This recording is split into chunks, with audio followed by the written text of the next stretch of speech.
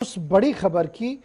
जिसको लेकर intelligence agencies में काफी गहमा गहमी देखने को मिल रही है। बात आईएसआईएस की करते हैं, क्योंकि खबर यह है कि 25 के करीब आईएसआईएस से ताल्लुक रखने वाले लोग जो भारत से अफगानिस्तान चले गए थे, अब अफगानिस्तान से वापस आने की फिराक में है। और साल 2016 से 2018 के दौरान ये 25 नौजवान जो मोस्ट वांटेड लिस्ट एनआईए की है उसकी फहरिस्त में है, इस वक्त वापस आने के लिए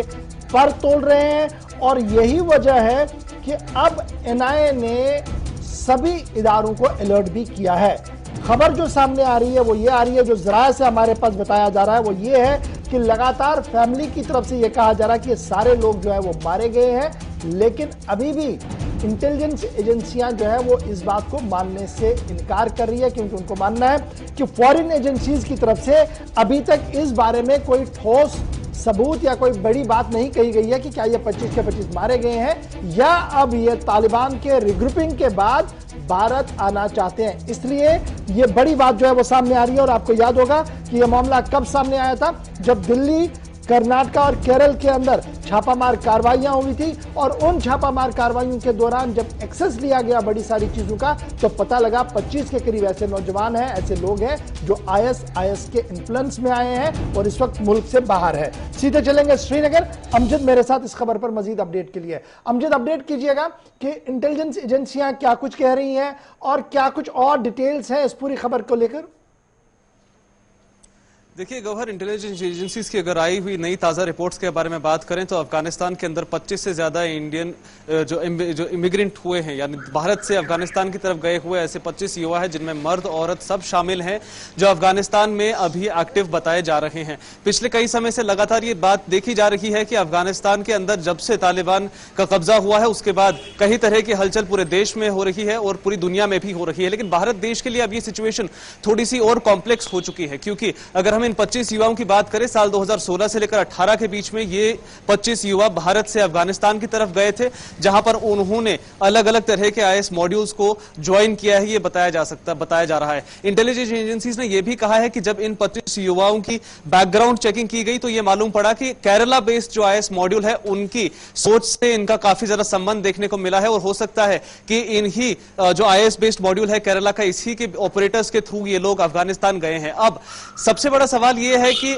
इनमें से कई सारे लोग 2019 के अंदर जो ड्रोन स्ट्राइक्स हुए थे आईएस मॉड्यूल्स पर अफगानिस्तान के अंदर, उसमें मारे जाने की बात की गई है। फैमिलीज कहती हैं कि वो मारे जा चुके हैं, लेकिन अभी तक ministry of home affairs, ministry of foreign affairs के पास या फिर इंटेलिजेंस एजेंसीज के पास इस चीज की कोई भी पुष्टि नहीं है कि उनमें से कितने मारे गए हैं और या कोई मारा गया है या नहीं। और कई सारों की अफगान गवर्नमेंट, जो अशरफ गनी लेड गवर्नमेंट थी, जो अभी कुछ समय पहले कोलैप्स हो चुकी है, उनके कैद में भी बताई जा रही थी और उन्होंने कहा था कि कई सारे लोगों ने सरेंडर भी किया है। लेकिन रीसेंट डेवलपमेंट में काबुल के अंदर का सबसे बड़ा जेल, जिसमें आईएस के सारे रिक्रूट्स और रिक्रूटर्स मौजूद थे, उन्हें आजाद कर दिया गया है। और अब खतरा यह है कि वो लोग शायद दोबारा से भारत देश के अंदर घुसने की कोशिश कर सकते हैं। इसके लिए जितने भी इमिग्रेशन जो हमारी कंट्री के अंदर होने वाले रास्ते हैं वापस आने के, आप चाहे एयरवेज की बात करें, आप चाहे सीवेज की बात करें या रोडवेज की बात करें, हर जगह पर एक अलर्ट साउंड कर दिया गया है एनआईए द्वारा। और पूरी तरह से ये चीज सुनिश्चित की जा रही है कि इन लोगों पर पूरी तरह से नजर बनाई रखी जा सके, ताकि ये लोग वापस हिंदुस्तान के अंदर ना आए। रिसेंटली जिस तरह की कार्रवाइयां दिल्ली में, कर्नाटका में और केरला में देखी गई है, यह साफ जाहिर है कि इन्हीं सारी इनपुट्स के बाद यह चीज की सामने खबर रखी गई है कि 25 ऐसे युवा हैं जो अभी भी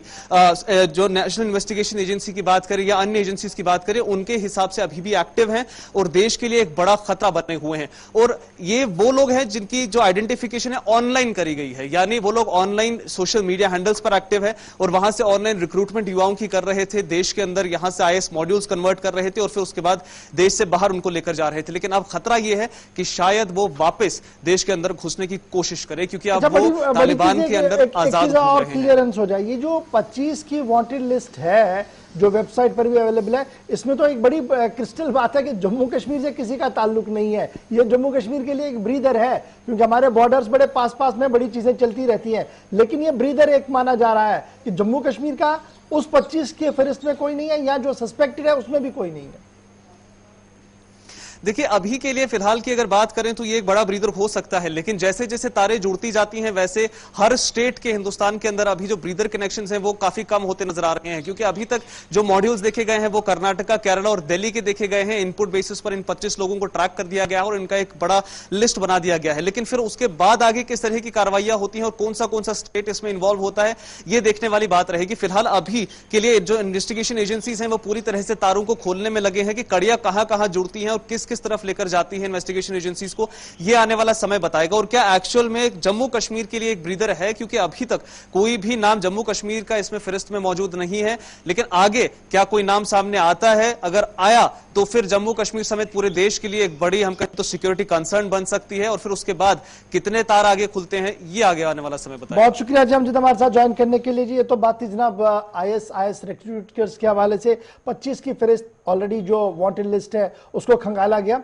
उस पर भी नजर रखी।